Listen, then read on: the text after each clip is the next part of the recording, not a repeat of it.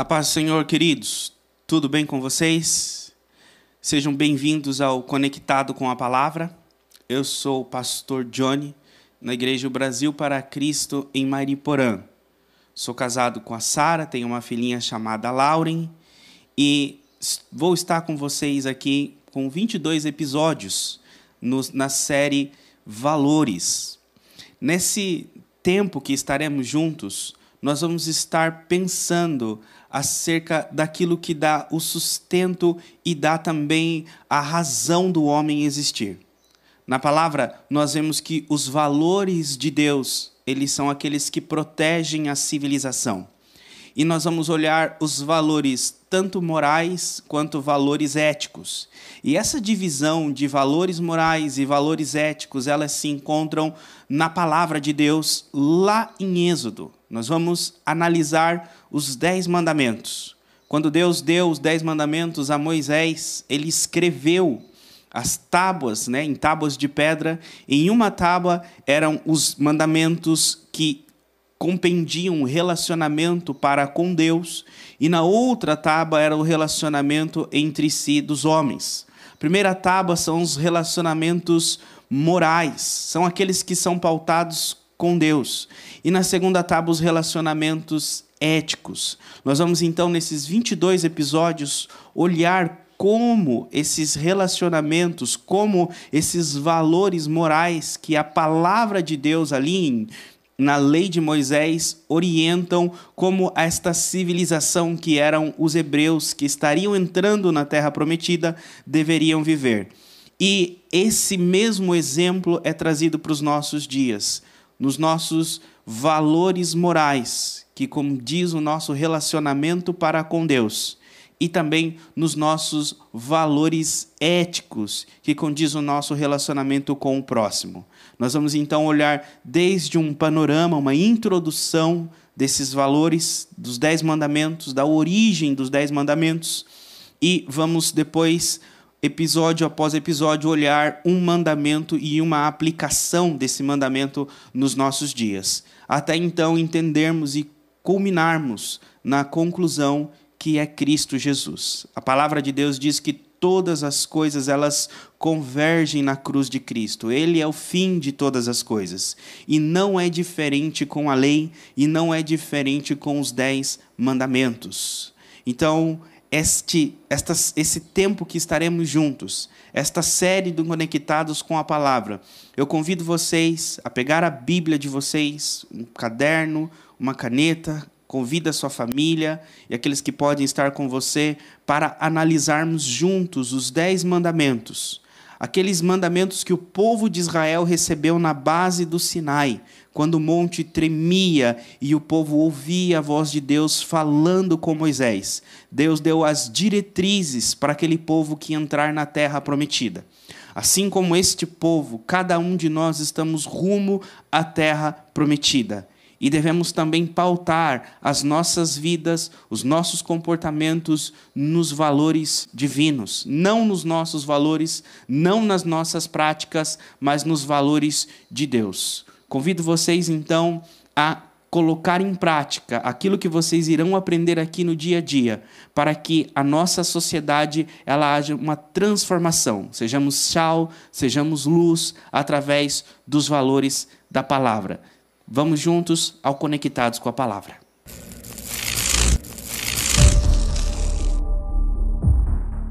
Para o brilho da glória que vem de Deus, nada se compara ao valor da sua presença em nós, queimando nos corações, e entre esses corações fui escolhido.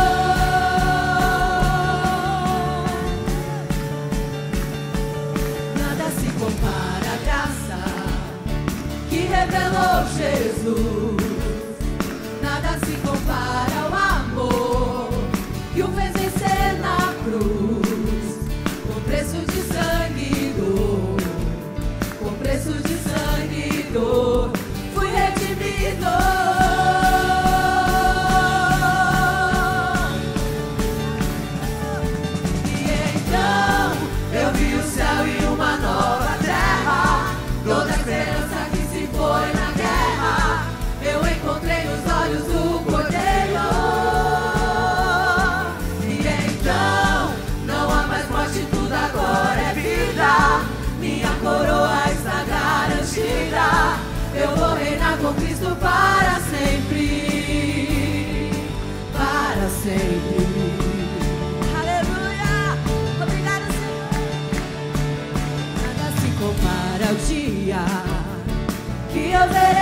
Jesus, vindo com poder e glória, sobre as nuvens do céu, no abrir e fechar de olhos, no abrir e fechar de olhos. Você será arrebatado, celebre o nome dele. Será arrebatado.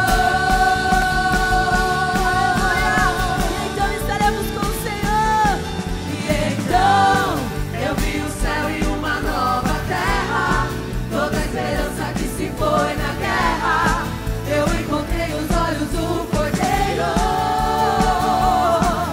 E então, não há mais morte, tudo agora é vida. Minha coroa está garantida. Eu vou reinar com Cristo para sempre. Para sempre. Oh, oh, oh, para sempre.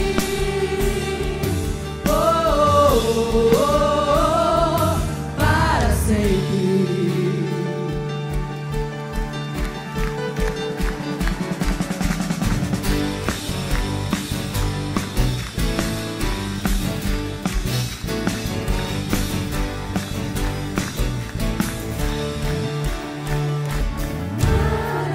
Maranata, vem Jesus, eu quero a sua volta, eu quero a sua volta.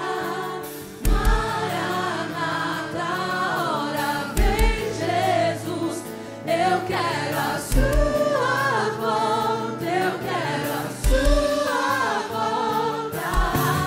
Maranata, ora vem Jesus, eu quero a sua volta, eu quero a sua volta. Maranata.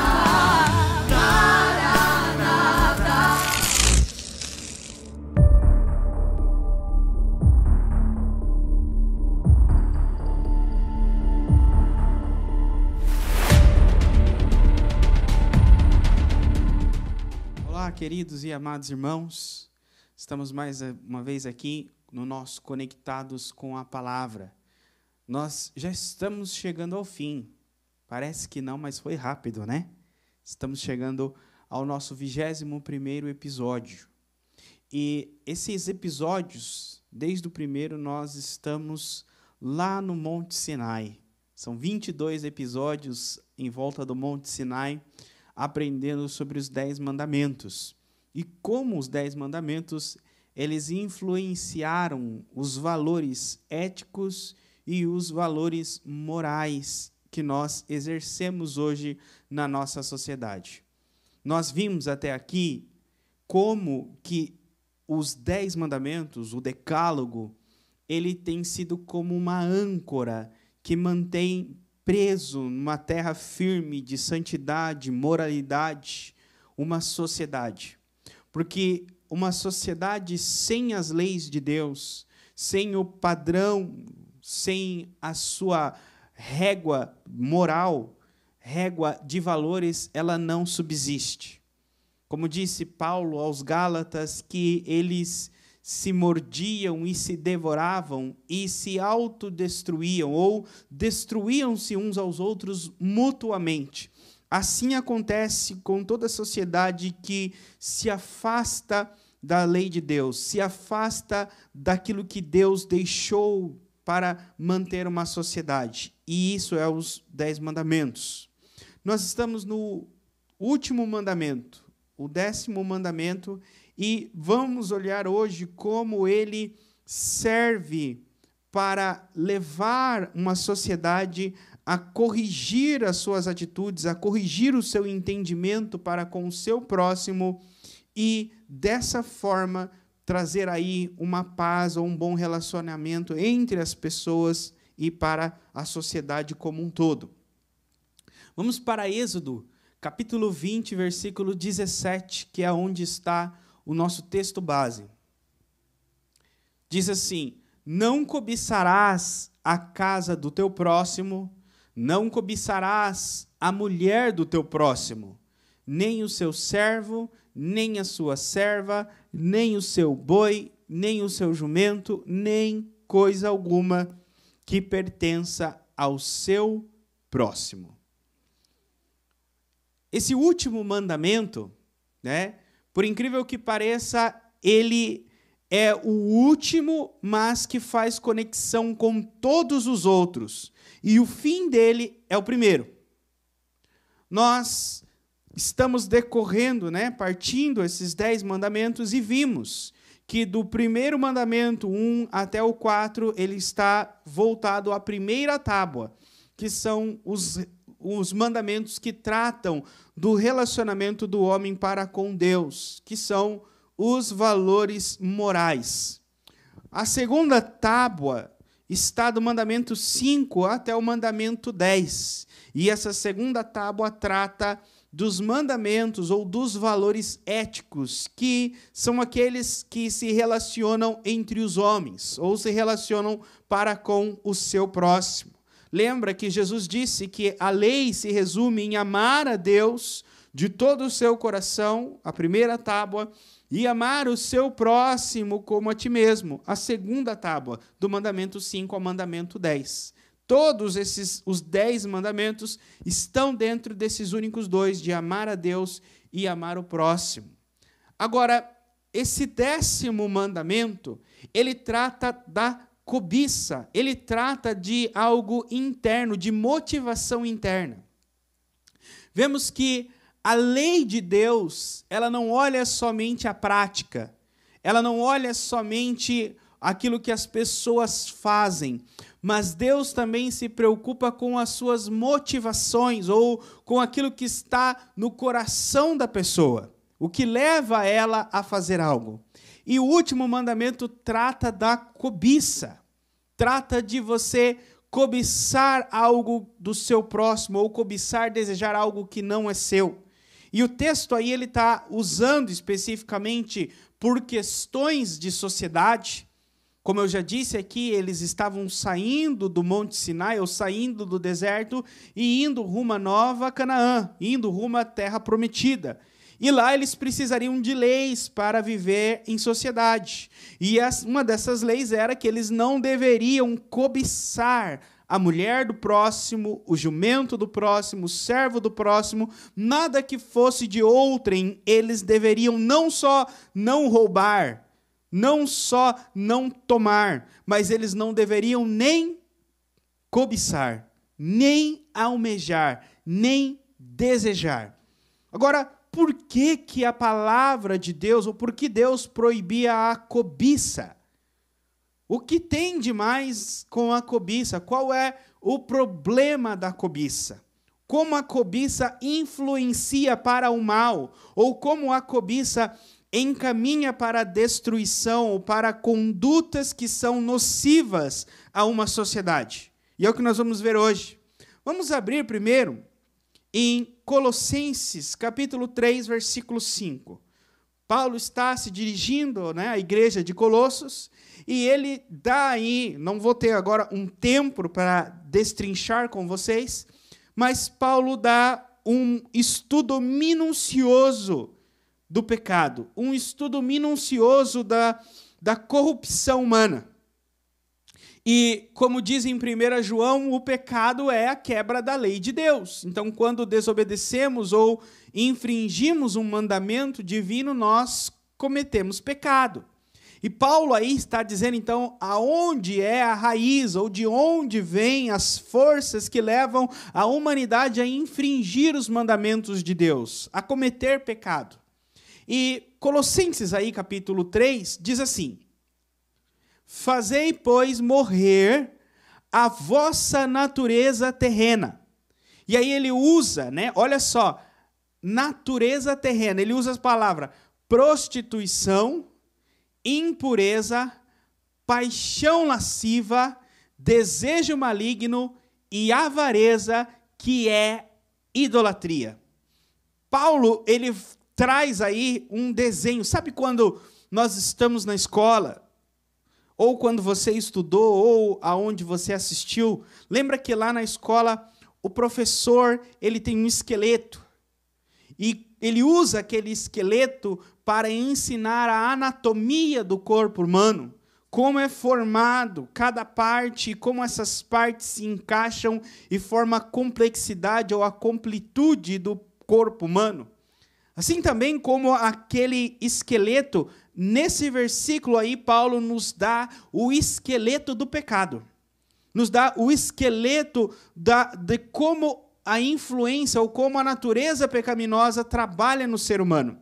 E ele usa aí as palavras. Primeiro ele fala da prostituição, ele fala da impureza, dos desejos ou das paixões lascivas. A outra palavra que ele usa são os desejos, a avareza e, por último, a idolatria. Nós vamos voltar para esse texto, mas eu quero que vocês vão comigo para Marcos, capítulo 7, versículo 21 ao versículo 23. Jesus está discutindo com os mestres da lei, com os fariseus, e ele ensina eles, usando esse texto, para como eles pensavam. Porque de dentro do coração dos homens é que procedem os maus desígnios, a prostituição, os furtos, os homicídios, os adultérios, a avareza, as malícias, o dolo, a lascívia, a inveja, a blasfêmia, a soberba, a loucura. Ora, todos estes males vêm de dentro e contaminam o homem. Olha só, as palavras que Paulo usa em Colossenses 3:5 estão aí em Marcos 7, do 21 ao 23. Encontramos aí a palavra prostituição, a palavra lascívia, a palavra avareza. Em algumas outras traduções, a palavra aí é cobiça. A avareza é cobiça. Agora, a prostituição vamos dizer assim, vamos levar para o ato pecaminoso, a ação de prostituição, seja ela fornicação, seja ela adultério, seja ela masturbação, é um ato de pecaminoso que provém, né, dentro da esfera de pecados sexuais. Agora, o que Jesus diz é que essa prostituição, ela não vem de fora, mas ela vem de dentro. Ela não vem de forças exteriores a nós, mas ela vem de forças interiores a nós. Então, os homens, eles acreditam, né, querem creditar os seus pecados a forças exteriores. Então, eles acham uma válvula de escape, ou acham um problema nos antepassados, seja lá qual for, o homem tenta terceirizar a culpa dos seus pecados. É assim e sempre foi assim, desde o Éden, né? O homem disse para Deus: olha, foi a mulher que você me deu. Colocou a culpa na mulher e colocou a culpa em Deus. Foi ela e foi você. A mulher disse: Senhor, foi a serpente que você criou, não fui eu. Então, depois da queda do pecado, o homem quer terceirizar, quer delegar o seu pecado, delegar a sua culpa. E assim é que se diz que os pecados, a culpa dos nossos pecados, ou a raiz dos nossos pecados, não estão no nosso interior, estão no exterior. São as pressões que as pessoas estão sofrendo que levam elas a atos pecaminosos. É a cultura que ela vive que leva ela a atos pecaminosos. É o ambiente ao qual ela foi criada, o ambiente ao qual ela cresceu que leva ela a ter esses atos pecaminosos. De alguma forma estão tentando delegar e terceirizar a culpa do pecado. Mas o que Jesus está dizendo é que todo pecado, ele nasce do interior, de dentro do ser humano. Então, a palavra aí, prostituição, que é a mesma que Paulo usa lá em Colossenses 3:5, é a prostituição, ela vem de dentro do homem. Por que ela vem de dentro? Que a segunda palavra lá é a impureza. A segunda palavra lá é impureza. Vamos lá para Colossenses 3:5. Olha aí. Prostituição e impureza. Então, o que torna o homem impuro, né, não é o ato pecaminoso da prostituição, porque a impureza não está no ato, a impureza está dentro do homem, do coração humano. Então, a impureza, a palavra aí são o quê? São pensamentos impuros. Uma mente impura. Atos impuros, atos pecaminosos sexuais nascem de pensamentos impuros sexuais. Então, as pessoas primeiro pensam, primeiro fantasiam na mente e depois elas praticam esse ato. Então, notem agora e vamos olhar, né? Vamos analisar da seguinte fase em camadas. Imaginem uma cebola. E conforme nós vamos descascando essa cebola, nós vamos retirando as camadas. Então, a primeira camada aí que a Bíblia diz é a prostituição, é o ato. A segunda camada é a mente, são os pensamentos que levam à ação. A terceira palavra aí, olhem comigo em Colossenses 3:5, é paixão lasciva. Então, o ato da prostituição não vem do nada. O ato ele vem de pensamentos e de uma mente impura. Mas a mente, os pensamentos também não vêm do nada.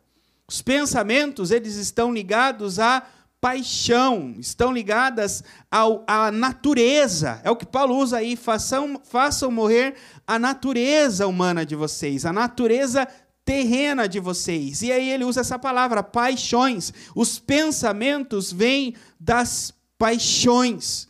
São desejos ardentes, ou a palavra, alguns lugares na Bíblia usa a palavra de fulgurosos, são flamejantes, desejos flamejantes, ou paixões flamejantes. E essas paixões, a paixão lasciva, ela vem do desejo maligno. Então, primeiro desejo e depois a paixão. Esses dois estão ligados à natureza. E depois vem aí a palavra avareza ou a cobiça. Antes de alguém praticar algo, praticar um ato pecaminoso, antes dele ficar maquinando, imaginando, pensando, antes de ele desejar no interior dele as paixões, os desejos, existe a cobiça. A cobiça é o querer algo que não é seu. Então, isso, quando aplicado, né, na área sexual, leva à prostituição, leva à fornicação. Quando aplicado ao dinheiro, leva ao roubo, leva a tantas outras coisas. Não importa onde nós apliquemos a cobiça, quando ela não é controlada, quando ela não é mortificada, ela leva a um pecado. Ela leva vamos dizer assim, de alguma forma, nos levará a quebrar todos os outros mandamentos do 9 até em cima. Então, notem que a cobiça, ela é o coração, é onde descansa ali, é o caminho por onde passa todo o fluido negativo que leva a todos os outros pecados. É incrível que a palavra de Deus termina o último mandamento trazendo o peso da lei de Deus. Porque a lei de Deus, ela confronta a natureza humana. Por isso que a Bíblia diz que não há um santo sequer, e a lei de Deus é santa, e todos pecaram. Porque todos cobiçam, em um momento ou outro na vida, eles entregam aos pecados dos seus desejos, da sua cobiça. E em um momento ou em outro, a sua cobiça irá levá-lo para a sua queda. E qual que é a queda? Voltemos para Colossenses 3:5, que é a última, que é a base de todos os pecados, que é desejo maligno, que é a avareza, cobiça, que é idolatria. É incrível que a avareza, que é a cobiça, leva à idolatria. A cobiça é o último mandamento, o 10º. E a idolatria é a quebra do primeiro mandamento. Então, quem quebra o 10º mandamento está quebrando automaticamente também todos os outros mandamentos e também por si só o primeiro. Porque quando as pessoas cobiçam algo, elas fazem daquilo que elas cobiçam o seu Deus. Elas estão cobiçando algo para si. E elas fazem como que o que Paulo disse, o seu ventre, o seu umbigo, as suas paixões, o seu eu, o seu Deus. Portanto, a cobiça, que é o 10º mandamento, ela está na raiz de todo pecado e principalmente o pior deles, que é a idolatria, que é trocar a Deus, a adoração, a satisfação, e essa palavra muito especial, o contentamento. Trocar o contentamento em Deus por um contentamento em uma paixão ou em uma satisfação terrena. Logo, a cobiça, ela só é vencida pela fé. A cobiça, ela está ligada à idolatria. Então é impossível vencer a cobiça sem um relacionamento com Deus. Por isso que o 10º mandamento, ele é o calcanhar de Aquiles de toda a humanidade. Todo aquele que não tem Deus não guarda o 10º mandamento. Porque ele tem as suas prioridades. Ele tem os seus desejos, ele tem as suas cobiças, ele tem as suas luxúrias. E no final, resumindo, o umbigo dele, ou ele mesmo, é o seu Deus. E isso faz dele, ou dela, um idólatra. Vamos encerrar olhando as palavras de Tiago. Olha o que Tiago diz do nascimento do pecado. Como o pecado trabalha na humanidade. Ninguém, ao ser tentado, diga, sou tentado por Deus, porque Deus não pode ser tentado pelo mal e ele mesmo a ninguém tenta. Ao contrário, cada um é tentado pela sua própria cobiça. Quando a cobiça o atrai e seduz, então a cobiça, depois de haver concebido, dá a luz ao pecado, e o pecado, uma vez consumado, gera a morte. Ele usa a palavra tentação, cobiça e pecado. Então, todo pecado está incluso essa receita do bolo. Todo pecado tem tentação e cobiça. Assim como não se faz um bolo sem alguns ingredientes específicos, assim também o pecado não é feito sem esses ingredientes essenciais. E o ingrediente é tentação e cobiça. Então, não há pecado se não houver tentação e não houver cobiça. Mas uma vez havendo tentação, há pecado. Olha só, havendo tentação e não havendo cobiça, não é pecado. Agora, é impossível, né? É possível haver cobiça, haver tentação e não haver cobiça, logo não há pecado. Agora, é impossível, né, ter cobiça e não ter tentação. Porque uma vez que há cobiça, há tentação. E quando elas juntam a cobiça e a tentação, nasce o pecado. A Bíblia diz aí que a cobiça seduz. Seduz. A sedução da cobiça, ela é boa aos olhos humanos. Então devemos aí temer a cobiça e saber que a cobiça nos leva ao pecado. E uma vez cometido o pecado, caímos na idolatria de adorar, de servir ao Deus que é as nossas próprias vontades, o nosso próprio estômago. Que o Senhor venha nos guardar. O Senhor venha limpar a nossa mente e transformar a nossa natureza terrena. Paulo diz aí, mortifiquem a natureza terrena de vocês, para que vocês possam vencer a cobiça. E eu vou encerrar o último episódio 22 falando disso, da vitória sobre a natureza terrena. vencendo a natureza terrena, somos capazes de obedecer, somos capazes de entregar a Deus o resultado perfeito da sua lei em Cristo Jesus. Que o Senhor guarde cada um de nós, que o Senhor nos oriente para que possamos obedecê-lo. Vamos orar. Senhor, que a tua palavra, que é viva e eficaz, que é poderosa para nos conduzir, limpar a nossa mente, o nosso coração, venha conduzir o teu povo na tua bendita presença. E que a natureza terrena, Senhor, possa ser mortificada e vencida pelas tuas promessas e pela tua ação na cruz por cada um de nós. Te peço que derrame sobre os seus filhos uma unção do teu Espírito, para levá-los a conhecer-te, a obedecer-te e a entregar a ti os frutos do teu Espírito, Senhor.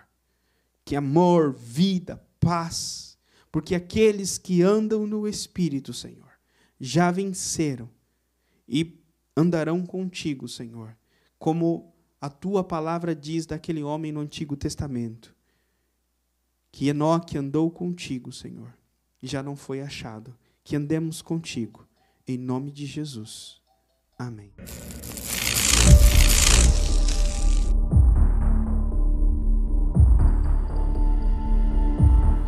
Seguindo os passos do povo de Israel, vimos que Moisés está dando a eles os 10 mandamentos, dando a ele as ordens de Deus, de como deviam pautar as suas práticas para conviver tanto com Deus, tanto com o próximo. Eles não só conviveriam em uma comunidade entre as tribos, mas o próprio Deus habitaria no meio deles e era necessário aprender a conviver com a presença de Deus.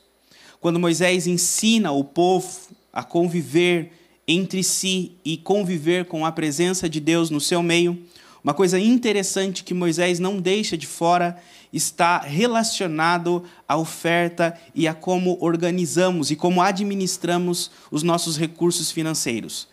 Em Êxodo, no capítulo 35, no versículo 20, diz assim: Então toda a comunidade de Israel saiu da presença de Moisés, e todos que estavam dispostos, cujo coração os impeliu a isso, trouxeram uma oferta ao Senhor para a obra da tenda do encontro, para todos os seus serviços e para as vestes sagradas. Todos os que dispuseram, tanto homens como mulheres, trouxeram joias de ouro e de todos os tipos de broches, brincos, anéis e ornamentos, e apresentaram seus objetos de ouro como oferta ritualmente movida perante o Senhor. Todos que possuíam fios de tecido azul, roxo e vermelho, ou linho fino, ou pelos de cabra, peles de carneiro, tingidas de vermelho ou couro, trouxeram-nos. Mostra que quando esse povo ele saiu do Egito, ele não saiu de mãos vazias. Deus colocou nas mãos deles algumas coisas que seriam necessárias, não tudo, mas algumas delas seriam necessárias para a construção da tenda, para a edificação da tenda e para o serviço da obra do Senhor. Quando eu digo que nem tudo seria usado, eu não estou dizendo que eram todos os recursos das pessoas. Eu estou dizendo que daquilo que cada um tinha, parte foi usado na obra do Senhor e parte foi usado no uso próprio da pessoa. E acredito que assim também é nas nossas vidas. Nós estamos rumo à nossa Jerusalém, rumo à nossa cidade celestial, como este povo estava. E enquanto peregrinamos nessa vida, o Senhor não nos deixa de mãos vazias. E Ele nos convida a ofertar, assim como Ele dispõe no nosso coração, parte daquilo que Ele colocou nas nossas mãos, na sua obra e no seu reino. Aqui diz no texto que foi usado tanto para todos os serviços da tenda, quanto também para vestir os sacerdotes, suprir aqueles que trabalham no reino em tempo integral. Assim como esse povo, devemos também nos propor a fazer a nossa oferta. Eu gostaria de te convidar nesse momento a pegar o seu celular, entrar aí no seu aplicativo e fazer uma contribuição. As contas irão aparecer aqui na tela e você pode estar fazendo a sua contribuição nesse momento. Senhor, te damos graças pela tua fidelidade e por tudo aquilo que o Senhor tem feito, Senhor, nas nossas vidas. Como povo de Israel, nossas mãos não estão vazias. E o Senhor colocou, Senhor, aquilo que é necessário para o teu reino. Alguns o Senhor colocou bens de ouro, outros o Senhor colocou bens de prata, outros tecido, como foi na época do povo de Moisés, acredito que também é nos nossos dias. A uns o Senhor dá algo e outros o Senhor dá outro. Nem todos são iguais. Mas de tudo que recebemos, tudo é útil, Senhor, no teu reino e na tua casa. Agradeço a oferta de cada um, o comprometimento e a disposição de cada um, e que o Senhor os abençoe e multiplique, Senhor, a semente deles, em nome de Jesus. Amém. Muito mais que vencedor, vivo das promessas do Senhor, conhecendo sua palavra, a minha história foi mudada. Hoje eu sei em Jesus Cristo quem eu sou. Mas se uma história qualquer, mais que um sonho irreal, sou fruto de vida conquistado na cruz, expressão do amor de Jesus. Quando pelo vale eu caminhar, sempre no Espírito eu quero estar, sem saber pra onde vou, mas na certeza de chegar, pois pensei, o meu Senhor me leva. Chegamos ao fim, momento de nos desconectarmos com o episódio de hoje. Gostaria de agradecer a sua presença, a sua audiência. E estamos, terminando com o episódio de hoje, mas acredito se, como eu, você não deve estar triste, porque nós nos desconectamos apenas deste episódio. Mas espero você para os próximos episódios que serão transmitidos aqui no canal do Conectados com a Palavra. Aproveita esse momento para te pedir, não vá embora ainda, tá? Deixe um seu comentário aqui no nosso canal, se inscreva no canal, ative também o sininho para que você seja notificado das próximas postagens e espero que essa palavra tenha entrado no seu coração, abençoado a sua vida e gerado um pouco de curiosidade, gerado um pouco de vontade de quero mais, para que nos próximos episódios eu possa também contar com a sua presença de estar se conectando com a palavra. Nunca esqueça que, ainda que nos desconectamos com um episódio, nos conectamos com outro episódio, com Deus nós permanecemos conectados para sempre. É o que espero para você, em nome de Jesus.